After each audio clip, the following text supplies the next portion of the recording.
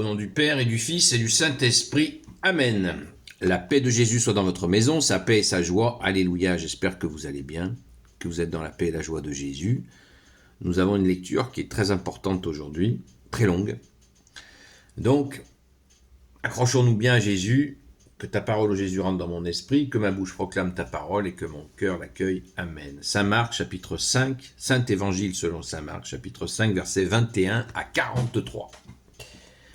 Jésus ressuscite la fille de Jaïr. Jésus refit la traversée et débarqua sur l'autre rive. Bien des gens se regroupèrent autour de lui, non loin de la mer. Un président de synagogue arriva, un certain Jaïr. En voyant Jésus, il tomba à ses pieds et le supplia instamment. « Ma petite fille est au plus mal. Viens lui imposer les mains pour qu'elle soit sauvée et qu'elle vive. » Aussitôt Jésus se mit en route, accompagné d'une foule nombreuse qui le suivait et le pressait de tous côtés. Il y avait là une femme qui depuis 12 ans souffrait d'hémorragie. Elle avait beaucoup souffert aux mains de nombreux médecins. Toutes ses économies y avaient passé, sans aucun résultat. Son mal avait même empiré.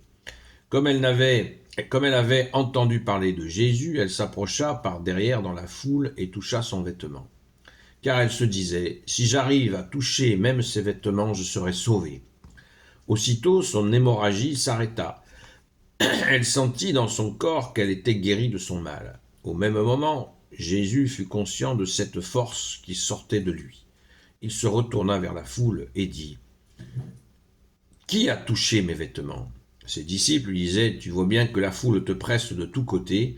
Comment peux-tu demander qui t'a touché ?» Mais Jésus continuait à chercher du regard celle qui l'avait fait. La femme alors arriva craintive et toute tremblante, sachant bien ce qui lui était arrivé. Elle tomba aux pieds de Jésus et lui dit toute la vérité. Jésus lui dit, « Ma fille, ta foi t'a sauvée, va en paix et sois guérie du mal qui te tourmentait. » Il parlait encore lorsque des gens arrivèrent de chez le président de la synagogue. Ils lui dirent, « Ta fille est morte, pourquoi encore déranger le maître ?» Mais Jésus avait entendu ce qu'il venait de dire. Il dit au président de synagogue, « Ne crains pas, crois seulement. » Après quoi, il ne laissa personne l'accompagner, si ce n'est Pierre, Jacques et Jean, frère de Jacques. Voici qu'ils arrivent à la maison du président de synagogue et Jésus voit tout un remue-ménage. Les gens pleuraient et poussaient des cris. Aussitôt entré, il leur dit, « Pourquoi ce vacarme et tous ces sanglots ? La fillette n'est pas morte, mais elle dort. » Les gens se moquaient de lui. Mais il les met tous dehors. Il prend avec lui le père de l'enfant, la mère et ses disciples, et il entre là où est la fillette.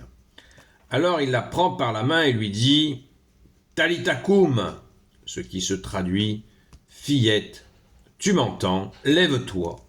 Aussitôt la fillette se lève et marche. Elle avait 12 ans. Les parents étaient complètement hors d'eux-mêmes. Jésus leur recommanda avec insistance de ne rien raconter à personne, puis il dit de lui donner à manger. Merci Jésus, alléluia, waouh. Eh bien j'en parlais il y a quelque temps de des miracles qui arrivent crescendo, des miracles de plus en plus puissants qui viennent. Et on est au chapitre 5 de Saint Marc, qui comporte 24 chapitres, je crois, un peu moins. On va regarder ça tout de suite. C'est très important, parce que là, on est au début du récit. Voilà, ce que je dis, 16 chapitres. On est au chapitre 5. Crescendo, il y a eu Jésus a marché sur l'eau, la multiplication des pains, et là, Jésus ressuscite une enfant. Vous imaginez le coup de tonnerre dans le peuple. Malgré qu'il y a une phrase totalement énigmatique, c'est Jésus leur recommanda, verset 43, Jésus leur recommanda avec insistance de ne rien raconter à personne. Alors que toute la foule est là, la foule est venue avec Jésus, tout le monde est en délire, de ne rien raconter à personne. Là, j'avoue ne pas comprendre. Comment c'est possible ? puisque la petite, elle va sortir de chez elle, les gens vont bien voir qu'elle est ressuscitée. Et tout le monde, et ça va savoir. Si quelqu'un peut m'expliquer cela, je suis tout oreille. Mais bon, le plus important n'est pas là. Le plus important, à mon sens, c'est le décollage en puissance des miracles. Car les miracles sont faits pour soulever la foule. On le verra dans les Actes des Apôtres. Quand les apôtres ont commencé, quand Jésus est parti à l'Ascension, et que les apôtres sont rentrés après la Pentecôte, ils ont poursuivi ce qu'a fait Jésus, ils ont fait des miracles, décollage. Et dans tous les pays où il y a eu des disciples envoyés par Jésus, et quand ils ont commencé à faire des miracles, ça soulève le peuple. C'est évident, car nous sommes ainsi, un peu comme saint Thomas l'a dit, qu'il croyait que ce qu'il voyait. Mais bon, saint Thomas fait bien plus que ça, après, puisqu'il a été évangélisé jusqu'à l'Inde. Donc, soyons attentifs, c'est ma proposition, vous faites ce que vous voulez, à cela, l'augmentation de la puissance des miracles soulève le peuple. Et cela soulève le peuple avec un indice très important. Oui, on fait une véritable enquête. C'est ça qui est passionnant dans l'Évangile, c'est de chercher à enquêter ce qui se passe, bien au-delà du récit, et de vivre. La première chose, c'est de vivre cette joie, de partager la joie de ce papa qui voit sa fille ressusciter, cette maman. Il nous est dit, les gens étaient hors d'eux-mêmes. Hors d'eux-mêmes. Il nous est dit dans la lecture qu'on vient d'entendre. Donc, qu'est-ce qui se passe dans cette accélération où le peuple va être soulevé? Mais toujours avec modération, d'ailleurs. C'est peut-être pour ça que Jésus dit ne le racontez pas plus que ça. Pour éviter le soulèvement qui ferait que que les gens en face de Jésus, leur roi. Jésus ne le voulait pas. Il se retirait régulièrement pour calmer la foule, tout en continuant à propager le feu de son amour partout. Mais là, il y a au niveau de ses disciples, puisqu'il nous est parlé de disciples et pas des apôtres, pourtant ce sont des apôtres, qui sont avec lui. Il nous est dit, Jésus prend avec lui, après quoi, verset 37, après quoi il ne laissa personne l'accompagner dans la chambre de la fille, si ce n'est Pierre, Jacques et Jean, le frère de Jacques. Pourquoi Jésus prend Saint Pierre, Saint Jacques et Saint Jean? Rappelons-nous, ce sont les premiers appelés. Il y avait Saint André aussi, mais là Saint André, on ne sait pas où il est. Ça ne nous est pas dit. Par contre, on voit que sur ces 4 appelés, il y en a 3 qui vont être appelés régulièrement, justement dans les coups d'accélération. On va les retrouver tous les 3 au mont Tabor, au moment de la transfiguration. Et oui, Jésus n'a pas fait monter ses 12 apôtres pour aller assister à cette résurrection de cette petite. Pourquoi? Parce que toute personne qui lance une nouvelle doctrine, il a un cercle. Il y a différents cercles qui le suivent, et il a un cercle intime, très serré, de gens autour de lui. Et c'est ce qui se passe. C'est ce qui se passe. Merci Jésus. Et ces 3-là vont avoir une galvanisation toute particulière et un rôle tout particulier. On sait que Saint Pierre est devenu, donc, Jésus s'est appuyé sur lui pour fonder l'Église catholique. Il s'est appuyé, il a dit « je bâtirai ». Jésus a bien dit que c'est Jésus qui bâtit son Église, mais en s'appuyant sur Saint Pierre, avec les capacités particulières de Saint Pierre. Ensuite, Saint Jacques est devenu le premier évêque de Jérusalem. Il a été martyrisé, tout comme Saint Pierre. Et Saint Jean, le grand mystérieux Saint Jean, n'a pas fini de découvrir le mystère de Saint Jean, ou peut-être doit-il tout simplement rester mystérieux, le seul apôtre qui n'a pas été martyrisé, qui a écrit l'Évangile selon Saint Jean, qui a écrit l'Apocalypse. Mais Saint Jean demeure. Ça va bien plus loin que ça. Jésus a dit, s'il me plaît que celui-là demeure jusqu'à mon retour. Qu'est-ce que ça veut dire? Moi, je crois que cela a une signification très très très importante, sur laquelle nous pourrons revenir si ça vous intéresse. Mais là, il y a un mystère avec Saint Jean, entre Jésus et Saint Jean, le disciple préféré de Jésus, le seul qui est mort de sa belle mort. Il a été aussi martyrisé, mais ça n'a eu aucun effet sur lui. Il a été trempé dans l'huile bouillante, ça n'a rien fait. Ils ont cessé d'essayer de le martyriser, puisque à chaque fois qu'ils essayaient de le martyriser, les foules se convertissaient. Donc ils l'ont laissé tranquille. Et de toute façon, Jésus l'avait dit, personne n'y touchera. C'est ce qui s'est passé. Donc, à la fois nous nous réjouissons simplement de ce bonheur immense de voir cette famille revenir à la vie sa fille. Elle avait 12 ans en plus, vous voyez le chiffre, 12 apôtres, elle a 12 ans. C'est un chiffre qui est très important pour les Hébreux, les 12 tribus d'Israël. Tout ça, c'est téléphoné. C'est-à-dire que ce sont des signes supplémentaires qui montrent l'accélération de ce qui se passe. Le peuple est soulevé par des miracles qui montrent la divinité de Jésus.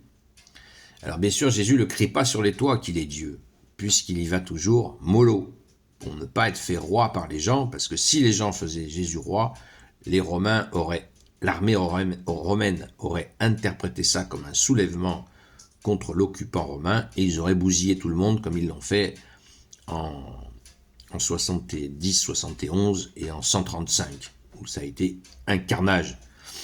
Et le temple, d'ailleurs, a disparu, comme Jésus l'avait annoncé. Ils ont détruit le temple en 70, 71. Voilà, donc, on vit tout ça avec la joie de cette famille, parce qu'on pense avant tout à cela, et puis on réfléchit à qu'est-ce qui est en train de se passer. Qu'est-ce qui se passe dans la progression de les éclatantes victoires de Jésus sur la mort, sur les situations de la vie des hommes, marcher sur l'eau, multiplication des pains, nourrir 5000 personnes avec 3 bouts de pain et 2 poissons, plus de 5000, et plusieurs fois, il y a eu 2 multiplications des pains. Tout ça montre bien la divinité de Jésus pour ceux qui pouvaient accéder à ça, bien sûr, mais il y avait quasiment personne qui pouvait encore accéder à cela. C'était trop tôt. Les gens ne comprenaient pas, ils restaient dans l'idée, il y a 30 prophètes qui étaient passés avant la venue de Jésus, le seul Messie définitif. Ils ne comprenaient pas, c'était peut-être un super prophète dans leur tête. On essaye de comprendre le contexte pour voir comment les gens ont accueilli ça. Un grand prophète, d'ailleurs, la Sainte Écriture le dit, les gens disent un grand prophète a surgi. Non, c'est Dieu, Dieu sur terre. Alors certains ne veulent pas l'accepter, hein. Ça, c'est une réalité. Notamment, la doctrine islamique refuse que Jésus soit Dieu. On sait pourquoi. C'est pour de dire que Jésus est un prophète, un simple prophète. C'est une façon de dire que leur faux prophète à eux serait un vrai prophète. Ce qui est faux, c'est saint Paul qui l'a dit. C'est pas moi qui l'a dit, c'est saint Paul qui l'a dit. Tout ce qui viendra après Jésus, rejetez-le. Ça va de soi. Et puis, de toute façon, on le voit dans la vérité. Tout l'enseignement qu'a apporté Jésus est contesté par l'islam. Donc, ça ne peut pas être de Dieu. Alors, on voit là la puissance de la divinité de Jésus qui se manifeste dans un homme. 100% homme, 100% Dieu. C'est extrêmement touchant de voir cette situation. Extrêmement touchant. Et de voir que les gens deviennent littéralement hors d'eux-mêmes. Et d'ailleurs, si Jésus n'a pas fait tout de suite ces miracles extrêmement puissants, c'est pour pas qu'il pète les plombs aussi. Parce que c'est trop. Quand on le voit avec la réaction des apôtres, quand Jésus marche sur l'eau, ils sont choqués. Alors s'il avait fait encore plus, qu'est-ce que ça aurait fait? Les fils qui se touchent, quand ils voient de telles merveilles, et pourtant on aurait tous aimé assister à cela.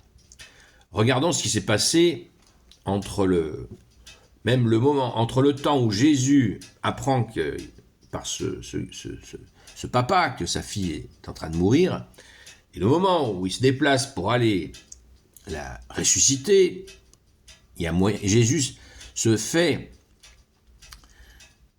est utilisé par une personne pour être guéri. J'en ai pas parlé, et pourtant c'est bien dans le texte. Je vous avais dit que ça serait long aujourd'hui.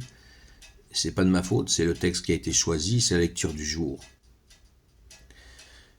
Et on peut bien prendre un peu de temps pour toi, Jésus, avec joie. Merci, Jésus. Cette femme qui avait des pertes de sang, je pense qu'au niveau, on a compris que c'est du domaine de l'intime. C'est l'intimité, c'est son intimité qui est touchée. Et elle a dépensé tout son argent, les docteurs n'ont strictement rien pu faire pour elle, elle a perdu tout son fric pour rien. Et là, la foi va la sauver, sa foi. Elle voit Jésus, Jésus avait un vêtement avec des franges, c'était la tenue que portaient les maîtres. Il était considéré comme un maître. Voilà, un rabbin spécial, un rabbin quand même. Et donc, il y avait des franges, et elle s'est dit, si je touche simplement une de ces franges, je vais être guérie. C'est un acte de foi. C'est un acte de foi, et Jésus s'arrête sans que quelqu'un a eu cet acte de foi en le touchant, en touchant simplement son vêtement. D'ailleurs, on apprendra, la tradition nous rapportera que les vêtements de saint Paul étaient utilisés pour des guérisons aussi. Mais oui. Quant à saint Pierre, par exemple, c'est son ombre, carrément, quand il passait à un endroit, c'est son ombre touchait quelqu'un un lépreux, par exemple, il était purifié. Vous voyez la puissance de Dieu sur terre. Et cette femme croit que c'est possible, et Jésus la cherche. Et là où on voit que l'évangile est vrai, c'est que il dit « Qui m'a touché ?» alors qu'il y avait une foule incroyable autour de lui. Et ses disciples lui disent, ses apôtres lui disent « Mais comment veux-tu qu'on sache qui c'est qui t'a touché? Les gens sont tout autour de toi par centaines. Comment on va faire pour savoir qui c'est? Si c'était faux, on nous rapporterait pas une réflexion comme ça. On nous montrerait que des gens totalement serviles et qui ne diraient jamais un mot au-dessus de l'autre à Jésus. Et pourtant là c'est le cas. Encore une preuve de vérité de l'évangile. C'est merveilleux. Merci Jésus. Tu es le roi de gloire, le Dieu de nos vies. Amen. Et là Jésus ne va pas engueuler cette femme, il va la féliciter pour sa foi. Alors rendons grâce et à l'image de cette femme, augmentons notre foi. C'est ce que nous pouvons demander à Jésus. Amen. En ce temps où on ne va pas tarder à commencer le carême qui commencera le 18 février. Gloire au Père, au Fils et au Saint-Esprit, maintenant et toujours et pour l'éternité. Amen. Ô Jésus, toi qui peux tout et qui portes tout, toi le Sauveur, toi l'Emmanuel, je te confie toutes celles et ceux qui regarderont cette vidéo, ainsi que leurs proches selon ta seule volonté, ô Jésus. Sainte Marie, Reine des cieux, toi l'Immaculée Conception, toi qui écrases le serpent, toi qui as la lune sous tes pas, toi notre Mère, Notre-Dame.